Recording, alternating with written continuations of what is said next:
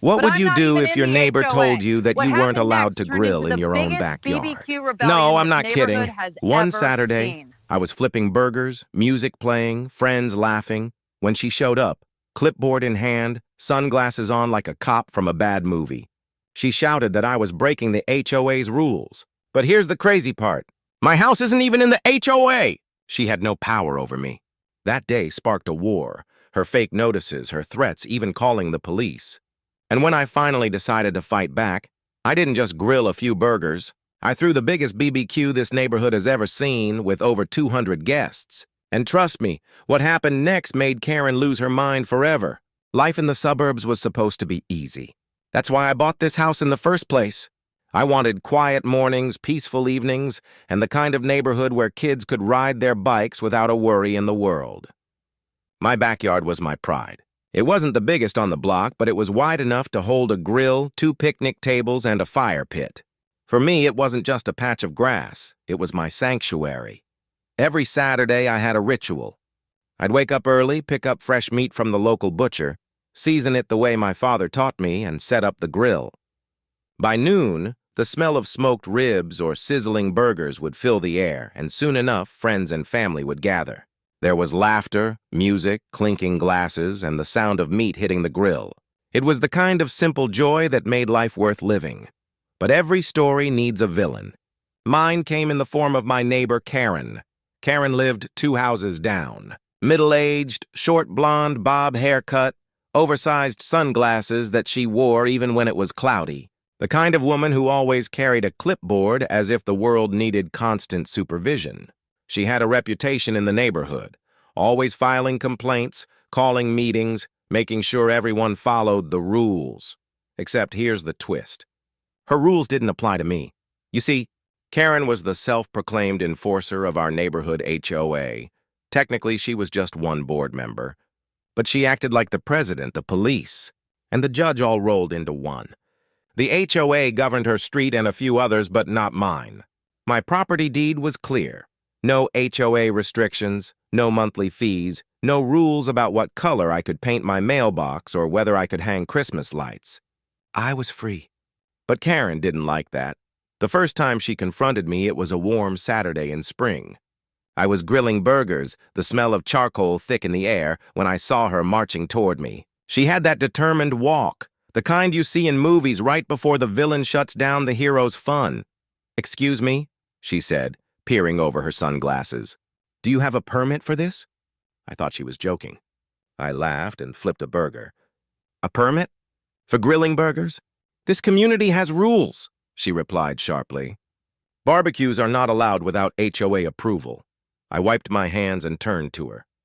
"Well, good news. I'm not in your HOA." For a moment, her face froze. Then it twisted into a scowl. "What do you mean you're not in the HOA? Everyone here is?" "Not me," I said calmly. "Check the property records. My house isn't part of it." She didn't like that answer. In fact, it seemed to ignite something in her. From that day forward, Karen made it her mission to bring me under control. The next weekend, she returned with a piece of paper that looked suspiciously like it had been printed from Microsoft Word. It had the HOA's logo at the top, but the formatting was all wrong. "Notice of violation," it read. "Unauthorized use of outdoor cooking equipment." I almost laughed. "This isn't real," I told her, tearing it in half. Her lips tightened. "You'll regret this," she hissed. Over the following weeks, she escalated. She took pictures of cars parked near my house, claiming they were unauthorized guests. She shouted at my friends from the sidewalk, accusing them of littering. Once, she even stood at the edge of my yard, hands on her hips, barking orders like a drill sergeant. "Turn that music down. You're disturbing the peace." But the real shock came one evening when the police showed up. Karen had called them, claiming I was running an illegal restaurant out of my backyard. The officers looked around, saw me grilling for a few friends, and rolled their eyes. "Sir," one of them said, "you're fine. We're sorry to bother you." They left, but Karen stood on the sidewalk, furious, muttering about how she'd take this to the board. That's when I started hearing whispers from other neighbors. Apparently, Karen wasn't just bothering me. She had fined people for leaving trash cans out too long, for having grass an inch too high, even for parking slightly crooked. Some paid the fines, some argued, but everyone lived in fear of her constant surveillance. She thrived on control, except with me, and that drove her crazy. I could see it in the way she glared at me every time she passed my house. To her, I wasn't just a neighbor breaking the rules. I was a symbol of everything she couldn't control. Every time I flipped a burger, every time I hosted a BBQ, it reminded her of her limits. One evening, after she had stormed off from yet another failed attempt to shut me down, I sat back in my lawn chair and thought, why am I letting her get under my skin? I wasn't breaking any laws. I wasn't even breaking HOA rules because I wasn't in the HOA. She had no power, but Karen didn't see it that way. And I realized something important. Bullies don't stop until they're forced to. The seed of an idea began to grow. If Karen hated my little BBQs so much, what would happen if I went bigger? Not just bigger, massive. What if I hosted a BBQ so legendary, so unapologetically loud and joyful that she couldn't ignore it? That thought stuck with me. And the more Karen pestered me, the more it grew. Little did she know, her attempts to break me were only fueling the fire. A storm was coming. And this time, I wasn't just grilling for a few friends. I was planning a party that would shake the entire neighborhood and finally put Karen in her place. Karen wasn't the kind of neighbor who gave up easily. If anything, my resistance seemed to fuel her obsession. Each weekend, each whiff of smoky ribs drifting over her fence, each burst of laughter from my backyard, it all made her more determined to shut me down. The first escalation came in the form of letters. Every few days, I'd find an envelope stuffed into my mailbox, written in stiff, passive-aggressive language. Cease and desist. Violation of community standards. Final warning. But the funniest part? None of them were official. I compared them to real HOA documents I'd seen before, and the fonts didn't even match. It was obvious Karen was making them herself, printing them on her home computer, probably sitting in her kitchen late at night, fueled by rage and Chardonnay. At first, I ignored them. Then I started saving them in a folder labeled Karen's Greatest Hits. Something told me they might come in handy one day, but Karen wasn't satisfied with paper warfare. She upped the ante. One Saturday, just as guests were arriving, I caught her standing at the edge of my property, filming us on her phone. "This is evidence!" she barked. "When the board sees this, you'll be fined into bankruptcy." My cousin chuckled and called out, "Ma'am, do you want a hot dog while you're at it?" That sent her storming off, muttering about legal action. The next weekend, it got worse. Around dusk, 2 police cruisers pulled up in front of my house, lights flashing. My heart sank, wondering what she had told them this time. The officers approached, serious but polite. "Sir, we got a call about a disturbance," one of them said. Karen appeared out of nowhere, rushing toward them like she'd been waiting all night. "That's him! He's running an unlicensed food business! He's selling meat to strangers! It's a public health hazard!" The officers looked at me, then at the group of friends in my yard. Plates of food in hand, beer cans on the table, music playing. Nothing unusual. I pulled out my property deed and HOA exemption paperwork, which I'd started keeping handy just for these moments. "Officers, I'm not part of the HOA. This is a private BBQ. Nobody's paying for anything." The cops sighed. One of them even rolled his eyes. "Ma'am, this isn't a crime. Please stop calling us for personal disputes." They left, but not before Karen exploded. "You'll regret this. I'll take it to court. The HOA will crush you." It might have been funny if it weren't so exhausting. Each week was a new battle. I couldn't enjoy a single BBQ without wondering what stunt Karen would pull next. But then, something changed. One evening, I was chatting with my neighbor Greg, a quiet guy who lived across the street. He leaned in and said, "You know, you're not the only one she's messed with." He told me how Karen had fined him $200 for leaving his trash cans out past noon. Another neighbor had been fined for having a garden gnome that Karen declared unsightly. Someone else got a violation notice because their lawn wasn't uniformly green. People hated her, but nobody stood up to her. That's when it hit me. This wasn't just about me anymore. Karen wasn't just a nuisance. She was a tyrant. And everyone was too scared to fight back. I decided then and there, if Karen wanted a war, I'd give her one. But not with anger. Not with lawsuits or yelling matches. No, I'd fight her with joy. With community. With the one thing she couldn't stand. People coming together, laughing, and having fun outside her control. The idea of the ultimate BBQ was born. At first, it was just a joke between me and Greg. What if we invited everyone she's ever bothered and threw the biggest cookout this block has ever seen? We laughed, but the thought stuck with me. Over the next few weeks, I started planning. I made a guest list. Friends, family, co-workers, even old college buddies. Then I added neighbors, especially the ones Karen had tormented. When they heard what I was planning, they didn't just want to come, they wanted to help. "Bring me a list," Greg said. "I've got folding chairs." "My cousin's in a band," another neighbor offered. "They'd love to play." "I'll bring my smoker," someone else added. The momentum grew like wildfire. What started as a small act of defiance became a full-blown community movement.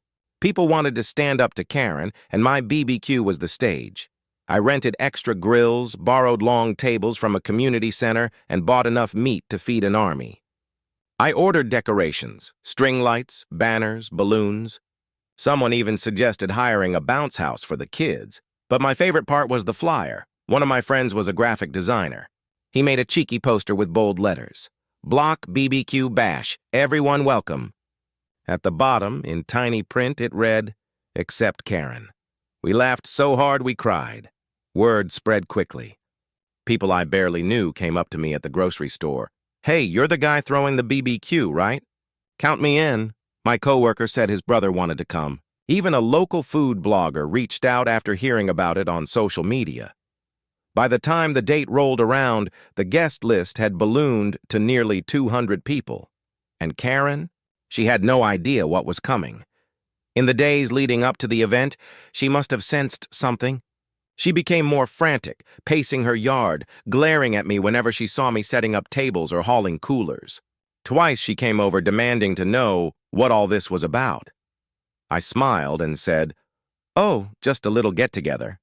Her eyes narrowed. She knew something was brewing, but she couldn't stop it, and deep down, I think she realized the truth. For the first time, she wasn't just fighting me. She was about to face the entire neighborhood. The stage was set. The grills were ready. The invitations had been sent.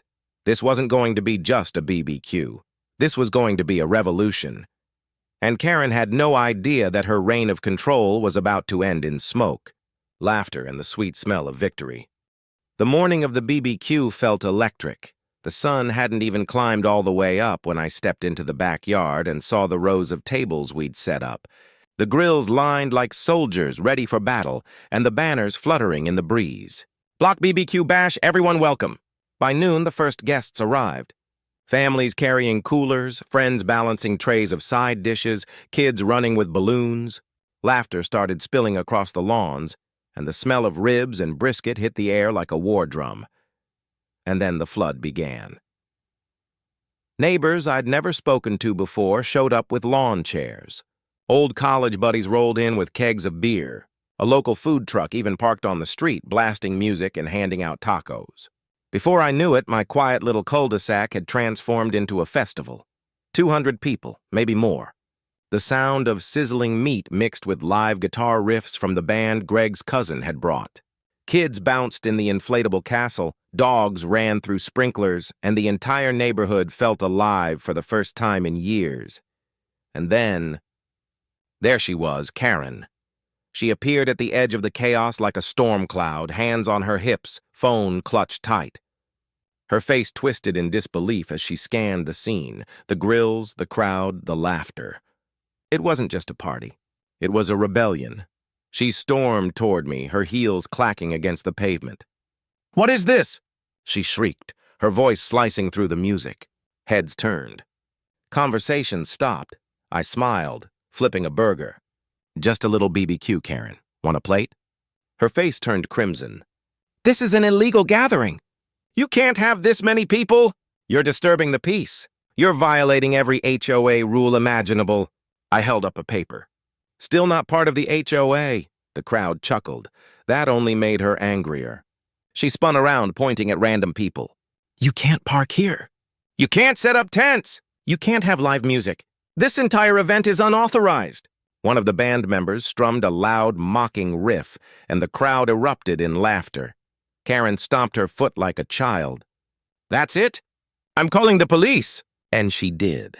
Right there, in the middle of the street, screaming into her phone. But unlike before, this wasn't just a few friends in my backyard. This was an entire community united against her. By the time the police cruisers rolled in, the street was buzzing with energy. The officers stepped out, scanning the massive crowd. Karen rushed to them, breathless with fury. Shut it down. Shut it all down! This is a violation of city ordinances, of HOA bylaws, of everything. One officer held up a hand. Ma'am, calm down. What's the issue? She gestured wildly at the crowd. Look at this. 200 people! Music! Alcohol! Children in danger! He's running a business, I know it! The officer turned to me. Sir, what's going on here? I handed him a binder. Inside were my permits, temporary noise, food safety clearance, even event insurance. I'd thought ahead. With so many people coming, I wasn't taking any chances. The officer flipped through the pages, nodded, and handed them back. Everything looks in order. Looks like a legal block party, Karen's jaw dropped. What? No, you can't just let this happen. It's against the HOA. The second officer sighed. Ma'am, we've told you before. He's not under the HOA. You can't enforce those rules on him. The crowd began to cheer. People clapped, whistled, and someone shouted, Long live the BBQ King! Karen spun in circles, her face red, her voice cracking. This is anarchy. You can't do this to me! But nobody was listening anymore. The band struck up a triumphant tune, kids danced in the street, and neighbors raised their drinks in a toast. Karen tried one last desperate move. She grabbed a cooler and flipped it, sending ice and sodas crashing onto the pavement. But instead of fear, she was met with gasps of disgust. Greg stepped forward. Enough, Karen. You've made everyone miserable for years. But look around. Nobody's afraid of you anymore. One by one, people started speaking up. You fined me for my flowers. You tried to ban my kids' bikes. You called the cops on my birthday party. The voices piled on, louder and louder, until Karen was drowning in the weight of her own tyranny. She staggered back, her eyes darting, realizing the truth. She wasn't the queen of the neighborhood anymore. She was the villain in everyone's story. And then, in the most poetic twist, the sprinklers came on. A spray of water shot from the lawn beside her, drenching her from head to toe. Her phone slipped from her hands, sputtering sparks as it shorted out. The crowd roared with laughter, phones recording the entire meltdown.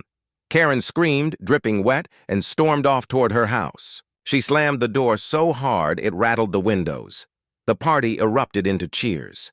The music got louder, the food tasted sweeter, and the air smelled like victory.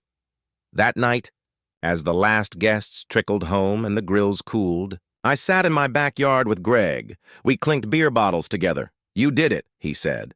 You beat her, I shook my head. No, we did it. She wanted us divided.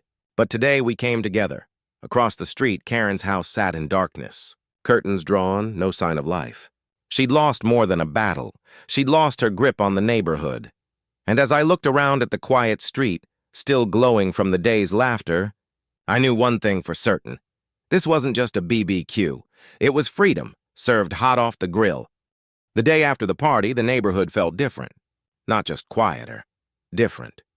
Usually, a Sunday morning meant Karen's shrill voice echoing across lawns as she marched around with her clipboard, scanning driveways and fences for violations.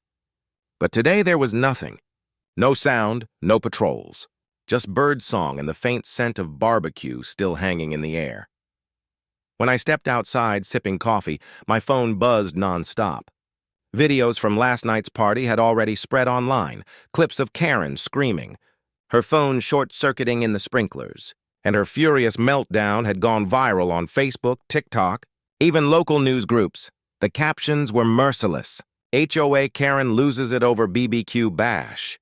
Neighborhood unites against HOA tyrant. Grillmaster outsmarts power-hungry neighbor. By noon, I had over 100 friend requests from people I didn't even know. My inbox was flooded with messages like, "You're a hero and best neighborhood story ever," but not everyone was thrilled. Around 3 p.m., a letter slid under my door. The paper was stiff, typed in bold font, with the HOA's logo at the top. "Dear resident, your recent event was a flagrant violation of HOA standards, and we will be seeking disciplinary action." I couldn't help but laugh. They still hadn't learned.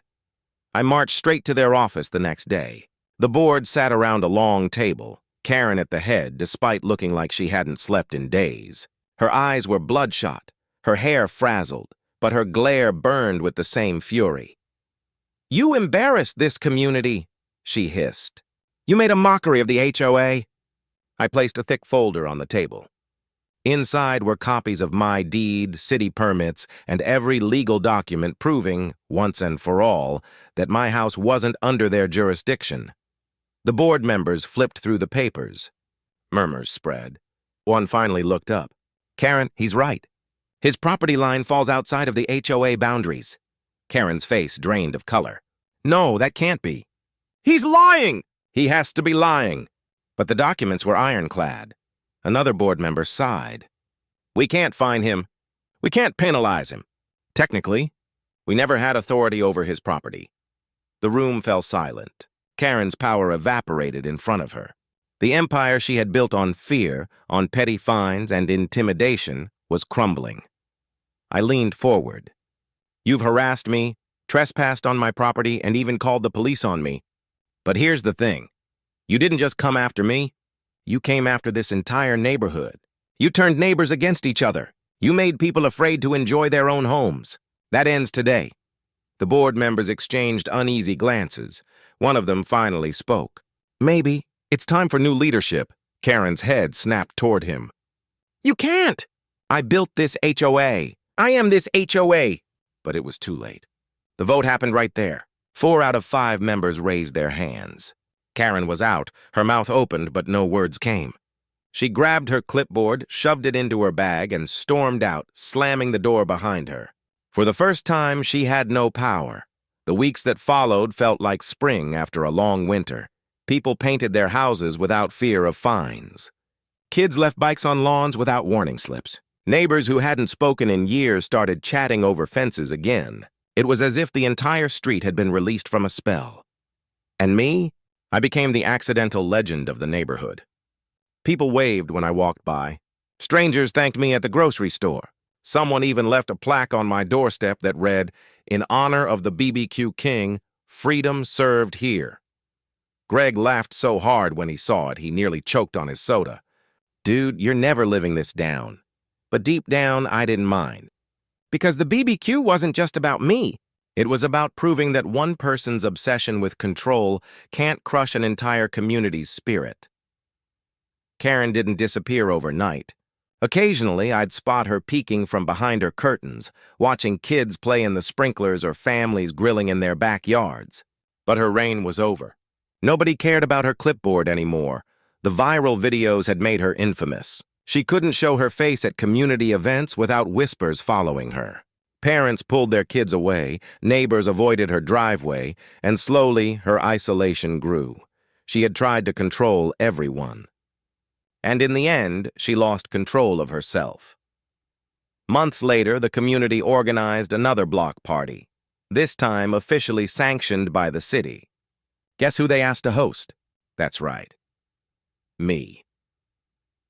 As I stood by the grill, smoke rising and laughter echoing, I felt something I hadn't in a long time. Peace. True, unshakable peace. Greg nudged me. "Think Karen's watching?"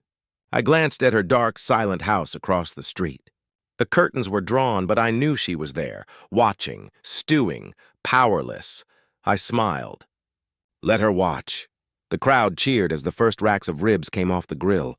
Music blasted, kids danced, and the neighborhood thrived. And as I raised a plate high, the words came easy. To freedom. To neighbors. And to BBQs that bring us together. The crowd erupted in applause. For once, the only smoke in the air was from the grill. And Karen? She was just a memory. An old ghost of control in a community that had finally learned to live free. Some battles aren't fought with fists or lawyers. They're fought with burgers, ribs, and laughter. Karen tried to silence me with rules that didn't even apply, but instead, she awakened a community tired of her grip. We didn't just win a BBQ, we won our freedom. And the best part? Every time I light that grill, I remember the sweetest revenge is living free with the smoke of victory rising into the sky.